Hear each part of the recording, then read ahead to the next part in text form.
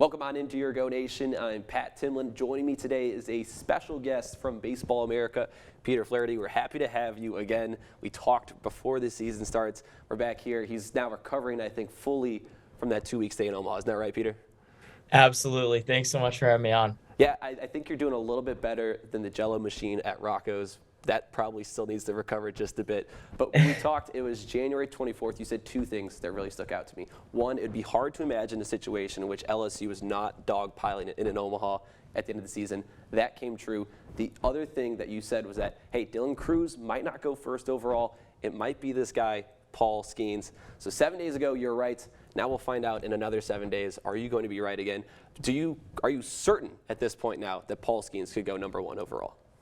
Oh, yeah. There's a 100% possibility that he could be selected first overall. And I think at this point it might be trending that way, just with what I've heard and various rumors. But again, you never know until draft night. And I don't think anyone is going to have a sure clue either until right before Pittsburgh picks or whenever they announce who they're actually taking first overall. So it'll be a fun 7 days of monitoring who kind of has the upper hand and going first overall, and then obviously on draft night will be exciting.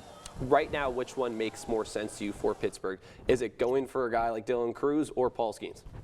I don't think they could go wrong. I think that each are incredible talents, obviously. Paul Skeens, I think, is a once-in-a-generation, borderline once-in-a-lifetime type of pitcher at the college level. We saw what he did this year, 1.69 ERA with 209 strikeouts and 122 innings pitched. He set the LSU program record for strikeouts in a single season, the SEC strikeouts, most SEC strikeouts in a single season. Fastball, I mean, it looks like he's playing catch at about 97 to 101 miles an hour. He's topped out at 102. The slider is a double-plus offering with tons of horizontal movement. And then the changeup as well, which was his calling card kind of up until this fall before his work with Coach Wes Johnson. Is also, I think, a 70 grade or a double plus pitch. So he's as sure a bet as we've seen in quite some time as someone who's going to profile as a #1 front of the rotation starter. And I think that there's multiple Cy Young Award type upside with Paul Skeens. And then with Dylan Crews, it's an extremely advanced bat. He had 426, 16 doubles and 18 home runs. Really strong wrists and forearms in his swing. It's an operation that I don't think is going to need much or any tinkering with as he progresses through the pro ranks. Mm-hmm. He hammers the ball to all fields. So it's kind of pick your poison with Pittsburgh. I know if I kind of as an armchair GM right now, I'd actually probably take Paul Skeens first overall, but it is darn close. It seems like you're kind of sticking to what you said at the beginning of the season.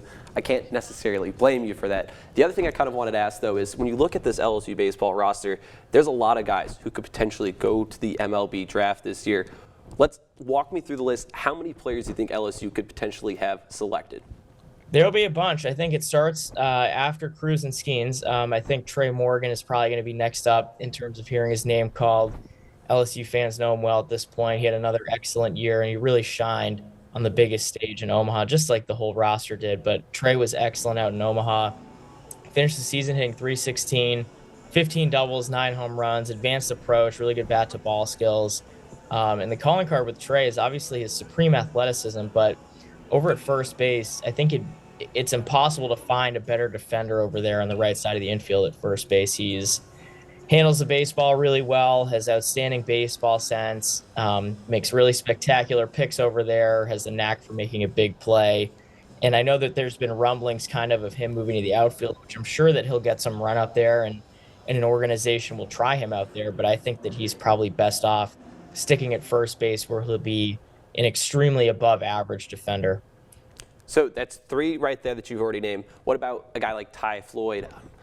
Someone who had his moment in Omaha with an absolute historic performance. Had Grant Taylor, someone who was hurt before the season. We didn't really get to see him much this year, but before the season was trending as a guy who could get picked. There's some guys who you look between the lines, maybe they could get there. Over under 5 LSU Tigers, would you say, are going to be taken in the MLB draft? I'd probably say over. You hit on 2 more. Ty Floyd, I think in Omaha, we saw it last year with Cade Horton at Oklahoma with his outstanding performance, making himself a lot of money. Ty Floyd certainly did the same with his 17 strikeout performance, which is the second most in CWS history. He finished the year on the highest of notes, and I think that he solidified himself as a top 2 round draft pick. And then looking further, I think that Christian Little, I know that he struggled a little bit this year. I think that he gets selected at some point. We'll see if he signs, but I think that he absolutely has a possibility to hear his name called at some point. And then, as you mentioned, Grant Taylor, again, kind of murky as to whether or not he returns to school if he wants to hold down a weekend rotation spot. At least that's what it's looking like if he were to come back. But certainly after last summer, he was the most impressive arm that I saw in the Cape Cod Baseball League. And he was poised for a big year as a draft eligible sophomore and is still viewed pretty highly on most, if not all, teams' draft boards. So it'll be interesting to see how it plays out with him. And then again, there are some other names that will absolutely have the opportunity to sign if they want and play professionally. Braden Jobert, Jordan Thompson, Alex Milazzo, Hayden Travinsky, Nate Ackenhausen, Riley Cooper. You can kind of go Blake Money. You can kind of go on and on with these borderline bubble guys, draft guys. Some are more trending towards coming back to school than others, but I would definitely say over 5, and there's a chance for a lot more. We're around 11 or so guys that could potentially hear their names over the next week or so. I kind of wanted to ask you more about guys who aren't in purple and gold just yet, but are slated to be there. Most notably, a top catching prospect and a top pitching prospect that's got kind of a Paul Skeens-like fastball, but he's lefty. Do you see both of these guys and maybe even some others potentially foregoing LSU and the opportunity to play here in front of all the fans that you saw at Alex Box Stadium and even there at the Chuck in Omaha? Will they forego that to potentially go to the majors with this draft coming up? Yeah, I mean, I think that it's almost impossible to turn down the opportunity to play at LSU.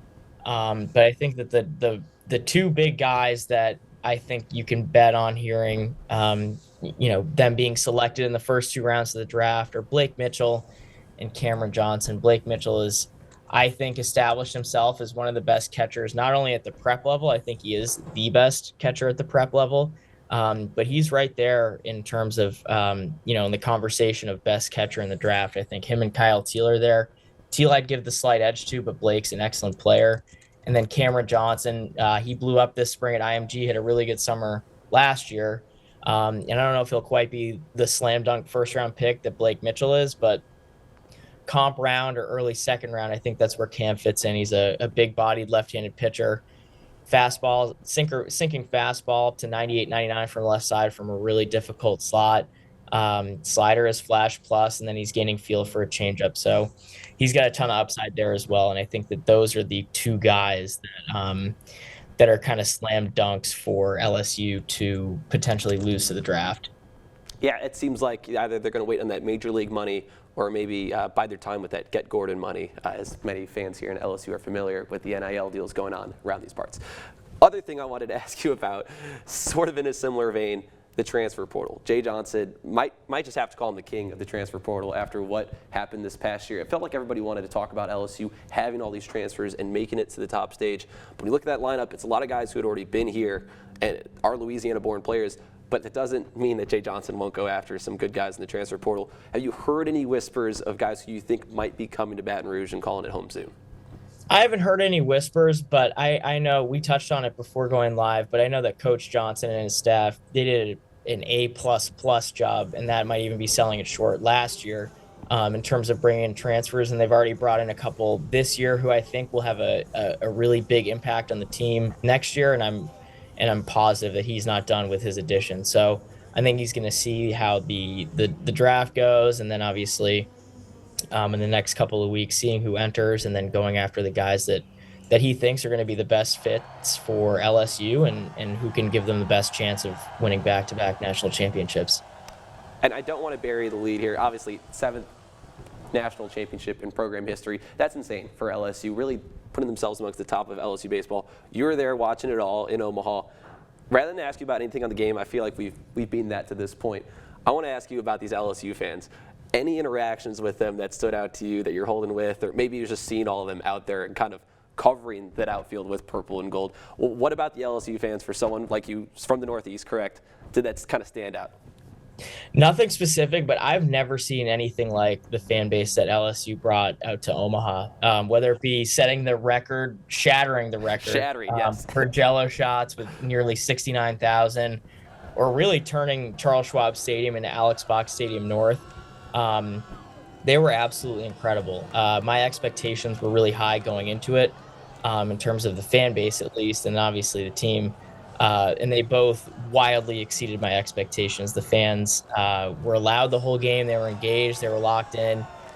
Even up in the press box, it made it a really fun environment to be in. So they made the experience really special. Anything I missed, Peter? Anything that you think maybe this is something that people aren't talking about enough, that kind of has gone under the radar, that you kind of think about with this LSU baseball team?